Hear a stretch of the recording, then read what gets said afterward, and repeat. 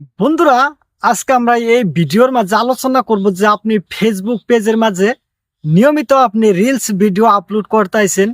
তো আপনি reels video যখন আপলোড করেন তখন 1-2 ঘন্টার মাঝে 15-20টা ভিউজ আসে। তারপর কি হয়, আপনার সেই ভিউজগুলো আর আসে না। তো মনে হচ্ছে যে ফেসবুক আপনার ভিডিওগুলো কোনো মানুষদের কাছে, কোনো অডিয়েন্সদের কাছে দেয় না। তো এরকম কেন হয়? আসলে আপনার প্রবলেমটা কোন জায়গায়, সম্পূর্ণ কিছু দেখার জন্য অবশ্যই আপনি এই ভিডিওটি লাস্ট পর্যন্ত দেখতে থাকুন। তো আপনার রিলস ভিডিওর মাঝে কেন ভিউজ হচ্ছে না, তার 7টি গুরুত্বপূর্ণ কারণ আমি আজকে এই ভিডিওর মাঝে আপনাদেরকে বলবো। এর মধ্যে কোনো ভুল যদি আপনার সেই পেজের মাঝে অথবা আপনার মাঝে থাকে, তাহলে আজকে সেগুলো ঠিক করে ফেলুন।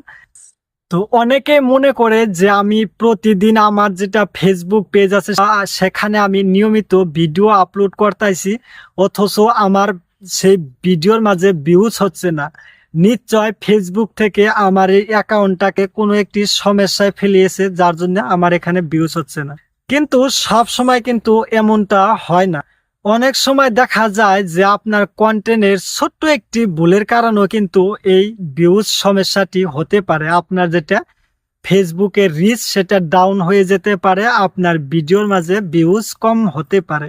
তো এগুলা কিন্তু সাধারণ একটি বিষয়, এগুলা কিন্তু সমাধান করা যায়, ঠিক করা যায়। ঠিক আছে, তাহলে চলেন বন্ধুরা, একে একে আমরা সেই 7টি কারণ জেনে নেই, আসলে সেই 7টি কারণ কি। প্রথম যেটা কারণ সেটা হচ্ছে যে আপনি যে ভিডিওটি তৈরি করেন সেই ভিডিওর প্রথম শুরুতে কোনো আকর্ষণীয় না। আপনার যারা অডিয়েন্সরা আছে তারা তো আপনার ভিডিওর মাঝে ক্লিক করে, বাট আপনার ভিডিওর মাঝে ক্লিক করার পর এমন কোনো ইন্টারেস্টিং নাই যেটা দেখে আপনার ভিডিওটা তারা দেখবে। তখন কি করে, তারা কিন্তু বের হয়ে আসে। আপনাকে এমন কিছু করতে হবে যে আপনার ভিডিওর প্রথম কয়েক সেকেন্ড পুরা ইন্টারেস্টিং হতে হবে, যা এরকম কিছু কথা বলবেন যা শুনে আপনার অডিয়েন্সরা আপনার ভিডিও দেখার জন্য বাধ্য হয়ে যায়। 2 নম্বর হচ্ছে যে কন্টেন্ট দর্শকদের জন্য ভ্যালুয়েবল নয়। তো আপনি যে কন্টেন্টটি তৈরি করছেন সেটা কিন্তু দর্শকদের জন্য ইন্টারেস্টিং কন্টেন্ট নাও হতে পারে। শুধু ভিডিও আপলোড করলে কিন্তু হয় না, এবং ভিডিও কিন্তু তৈরি করলে হয় না।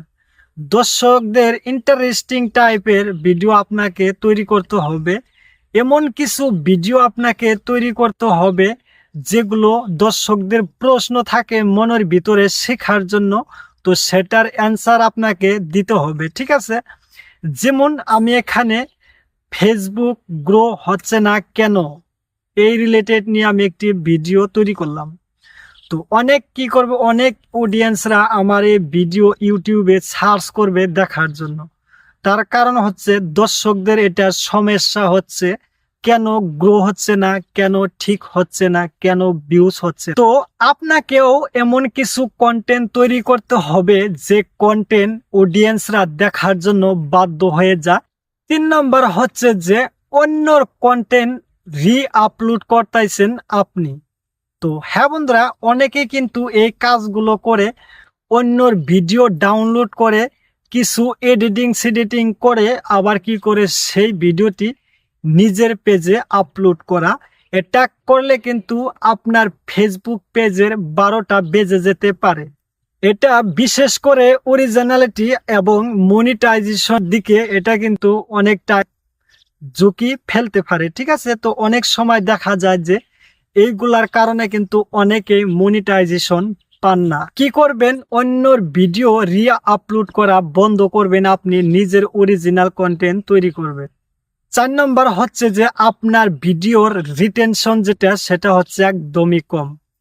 ধরেন আপনি একটি 30 সেকেন্ডের রিলস আপলোড করছেন, কিন্তু আপনার সেখানে যে রিলসগুলো, সেই রিলসগুলো শুধুমাত্র 3-4 সেকেন্ড করে দেখতেছে, তারপর আপনার যে ভিউস আছে সেগুলা কিন্তু আপনাকে স্কিপ করতেছে। ঠিক আছে, তো 30 সেকেন্ডের ভিডিও যদি 3-4 সেকেন্ড দেখার পর আপনার ভিডিওটি স্কিপ করে, এই রিটেনশন যেটা এটা কিন্তু অত্যন্ত কম।